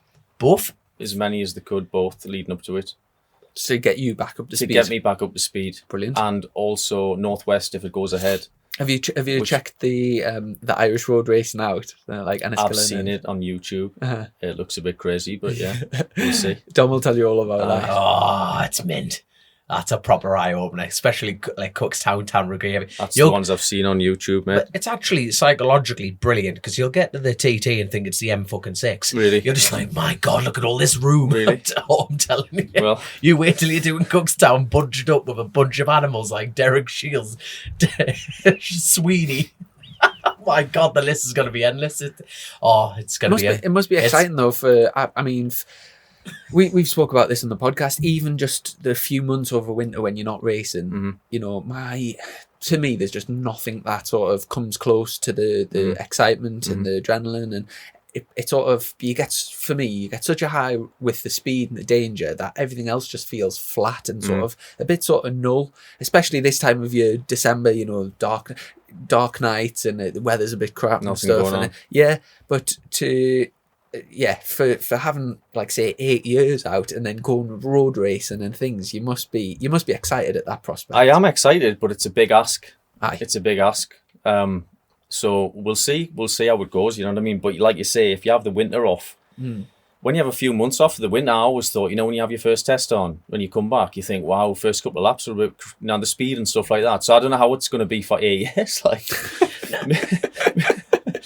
You know what I mean? The feeling you get when you first get back on track. The feeling I always got was like it was a bit like a speeded up film for 2 or 3 laps. Yeah, and then it all slows down and it all slows down in your head. I'm hoping it's much the same, but obviously it's the layoff's been huge. I think you'll jump straight. We're talking 8 years, like it's. Are you doing any? Has anyone done that before? 8 years off, come back. No idea. I'm not sure. No idea. But it's just at the end of the day, time's off. But you know you. Bike fit, you'll get straight into it. I mean, my weight's the same. You know what I mean? Obviously, I've got to get bike fit, and we'll see. Yeah, I think you'll be grand. But did Mike Elwood not have 10 years away? I don't know. Came back. I think he did. Won it. Did he? 10 years later. So no pressure. There you go then. No pressure. No. Are you doing any BSB or short circuits over here? You're going to do a handful of British Super Sport. That'll be an eye. If the budget allows, I mean, the team's still looking for a title sponsor now, so it all depends how much cash they find. Yeah. Yes. But the plan is to do some British Superbike as well. Definitely. But no, the most important thing, especially doing the Irish, for me, there was nothing better than the Irish road racing scene. Really, honestly, the tracks are phenomenal. Right. Now, I'm taking the piss, but they are brilliant, absolutely brilliant tracks. But if you do get a moment, drive over there. And more importantly, get in touch with all the riders like John Burrows. I mean, there's that many people there. The list is endless. But go over there, do your homework. because just knowledge is power around those places. What's your biggest worry about going into this sort of new venture? Roads? Not the roads or the circuits, just hoping me level's good enough for the team I'm riding for. Right. Because I've had such a layoff. Mm-hmm. So obviously I have no idea how I'm going to be. Yeah. So that is not a worry, but a concern. Yeah. I just don't want to let anyone down. Do you know what I mean? No, yeah. Speaking right now, very honest answer. Do you feel like you can still ride a bike? I've yes, yes. So you're gonna. I don't feel any different to what I did when I left. There we are. So you've answered your own question. You're gonna be performing. We'll see. We'll see. But again, I just don't want to let any of the guys down. And you're looking to do the Northwest, if that's on Northwest, Scarborough, the Irish stuff. Scarborough's. Darren's told me a couple of the European road races as well. Hengelo's one of them. Now you're not a stranger to road racing. We found out in the kitchen. So hold on. So which meetings have you already done? I've raced at Oss and Hengelo. Now I've never raced at those tracks. So road racing's not a strange thing to you then? Not really. I don't think it's like TT. No. But I think it's it's something that I've been to before. Well, Oss is like racing around an industrial estate. And Hengelo's the roads, but it's like it's pretty safe, to be fair. I don't think it's like TT though. And looking, obviously, going into the TT, we've had the news recently that it's going to be off for 2021. That's so the fourth time you said it, and it still hurts the gives more you you- say it. gives you another year to things. But talk us through your preparations. How are you learning the track and like? I'm just learning through a lot of onboard stuff. John McGuinness onboard stuff. I've ordered a PlayStation in the TT game. Whether that's going to be beneficial to me, I don't know, but I'll give it a go. But I'm Definitely. just watching lap after lap after lap. But it's a big ask because there's a lot to learn. To be There's fair, a lot to learn. you're on a huge disadvantage because like Hickman, Davy Todd, all like Steve Player, all these lads have gone over. Aye. Like every weekend they've had off and everything Aye. to go over and physically drive around the place. Aye. You can't do that. Can't do that. Obviously, the plan was to do that at the beginning of next year and go over as much as I could. But all that's stopped now. You can't.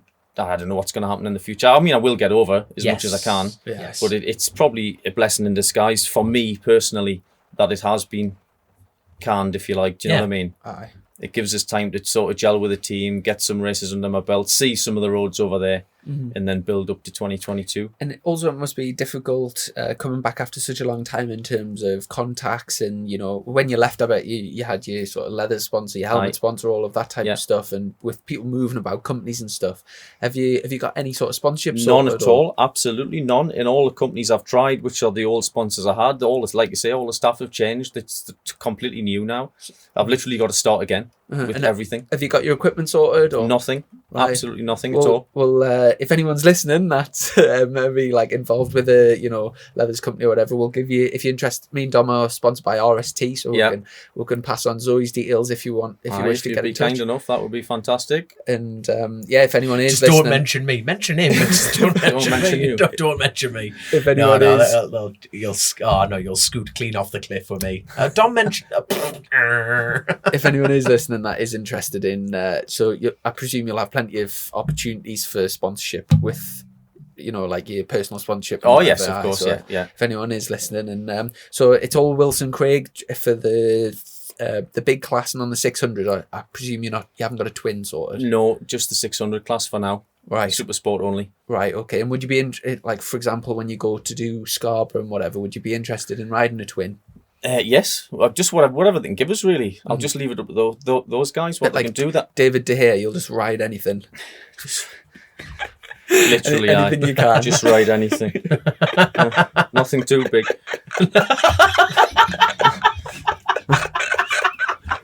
Well, on that note, I think we should. Oh, giddy aunt, no, but obviously, please get in touch. I feel like you should drop you got a website or anything like that. Website's been built. Got an Mint. Instagram, Chris Burns Racing. But that's Nice. it for now. Very nice. Website's getting built.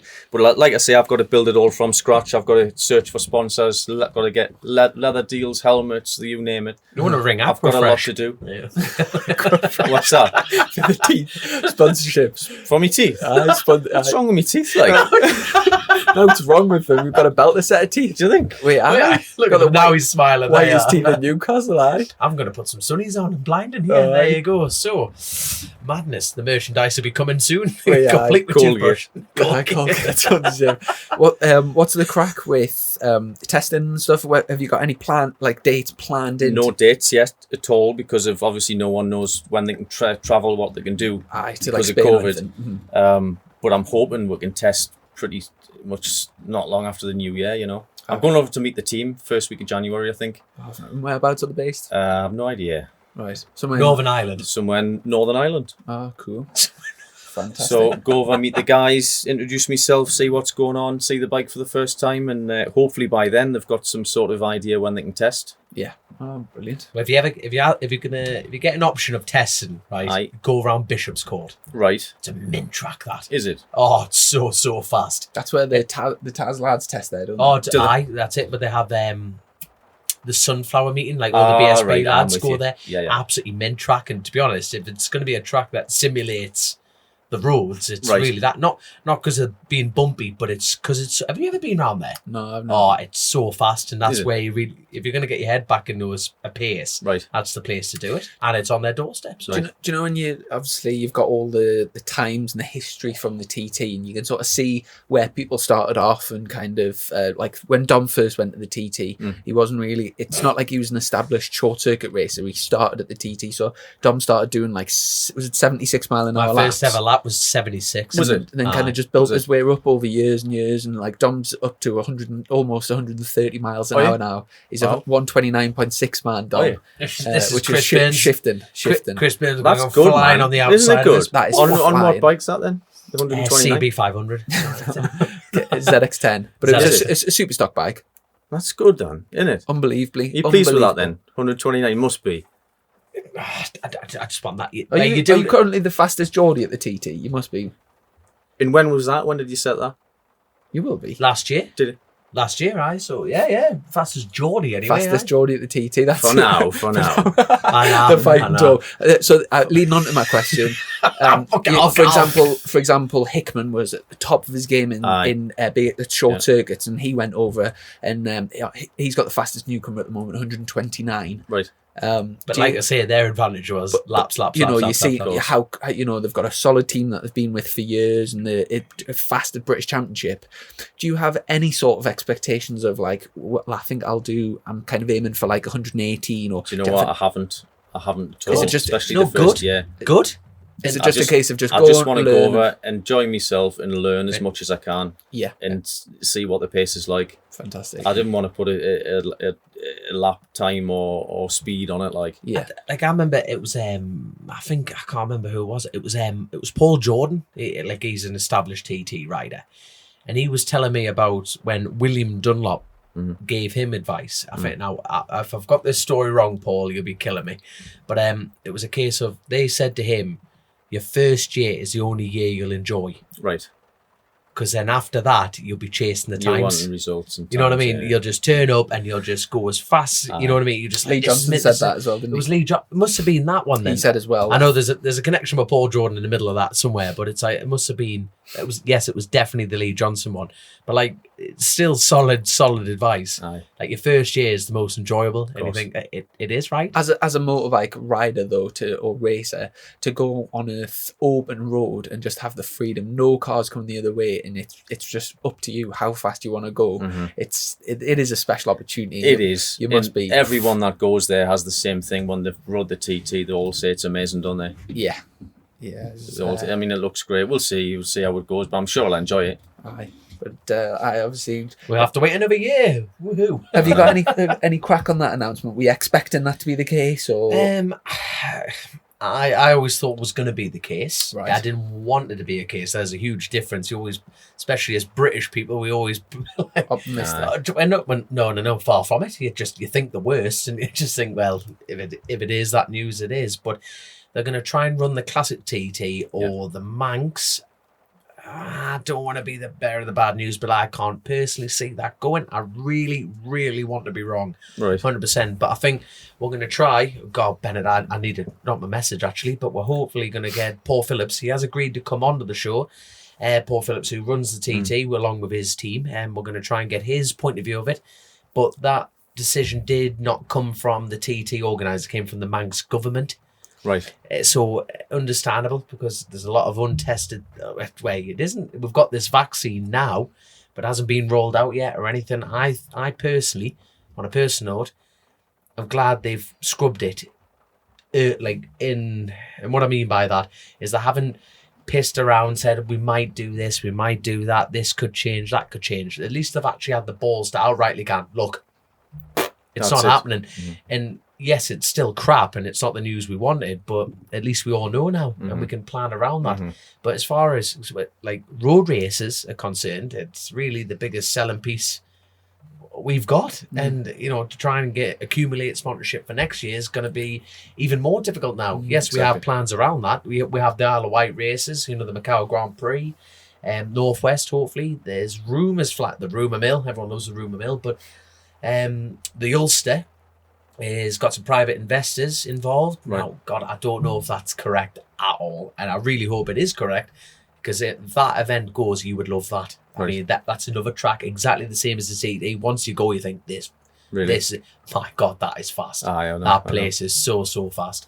But no, bar that, yeah, we'll have to try and get Paul Phillips on, see how the. I was speaking to Michael the other day, and he was saying, obviously, for him and John, the fact it's not going to be on next year, that if it goes ahead the year after, they're going to be 50-year-old. I saw read that, yeah.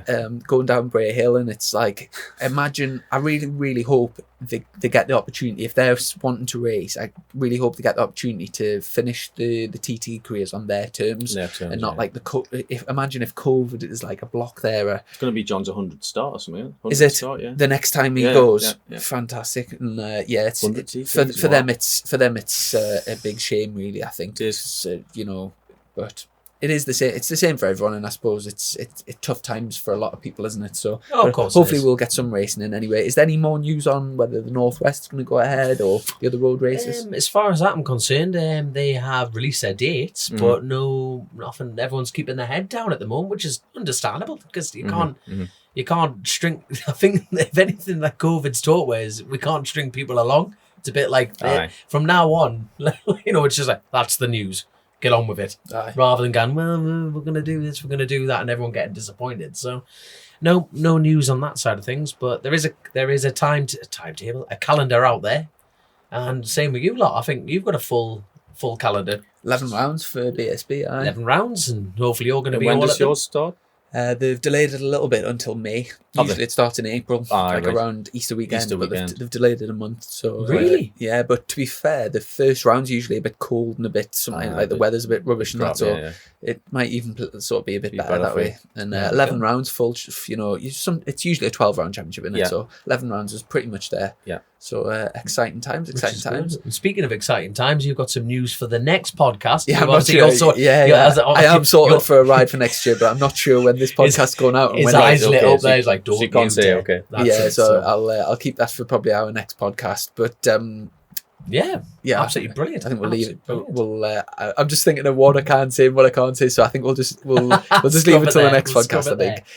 But a few other things that to. Tie into this podcast. We've had some new merchandise, which our merchandise gets done over in the TT. At the Isle of Man. Oh, okay. Team. We're just not allowed to return it. A company called TT cases. So these they're like little tote bags. They're actually very good quality. We've just had some sent over. Oh, here comes the selling pitch here. For people watching for people watching on YouTube. So it's our logo on the front and then a lovely bag on the back, which is pretty cool. Dom, when we first started this podcast, right? Dom always, every time we would speak about someone, he would go, "Oh, he's a lovely man." And it became a catchphrase. The mad thing is, actually, he cocked it up. It was actually lovely lad. And then you just started taking the piss and saying lovely man. And it just built momentum from there. But it stopped around about 20 episodes ago. Right. But now that we're talking about it, we're reliving it. So there we go. We've also had some Chasing the Racing face masks for a while, but we've just had these made, and I think these are available to buy on the website. They come with a pouch that you take out, which is washable, so obviously you can wear it, but you can wash this bit, so it's a proper thing for like a proper medical thing. So they're kind of good quality. They're on the website as well if you're interested. And also we did a giveaway on the last one, which we'll put out on social media, but there was 2 beautiful pictures. Do you know them 2 of you at the TT? Oh God, yes, TT pics there. Yeah, sorry. So we'll there we go. We'll get them dished out on the social media. So other than your Instagram, websites getting made, anything else that you've got? Are you on Facebook or out? Facebook, and I have a Facebook page now, Chris Burns. Yeah, fantastic. Yeah. So people can get in touch on there. And other than that, just massive. Well, first of all, thanks for coming on the show. No problem. Thanks for having us. Really hope the whole Wilson Craig thing goes swimmingly, and you get back up to speed. And I'm looking forward to seeing you back out on track. And it'd be great. And just to ruin this very professional finish to the show, I want to know your experience of this. Was this anything you expected from Chasing the Racing? First time I've ever done one of these. What, a podcast? Aye. Oh, there we go. First time, do not let this set the bar, mate. This is this is not the way to go. Like, this is not no, the normal thing. No. We're the bottom step. You can Game go from over. here, man. No, I'm telling you. Everyone loves it, man. Everyone loves it. Do you know what? We've just had our biggest month this month. Almost 60,000 views. Wow! So in 28 days, which is that's not bad. 60,000 people have heard you sign some boobs. Exactly. Good luck. Exactly. On that note, so massive thanks for joining us. No problem. And we'll catch up with you sometime soon. Take care. Thanks See you in a bit. Thanks, guys. Click, buy, deliver with the 2-time Motorcycle News Dealer of the Year, Colchester, Kawasaki. Proud sponsors of Chasing the Racing.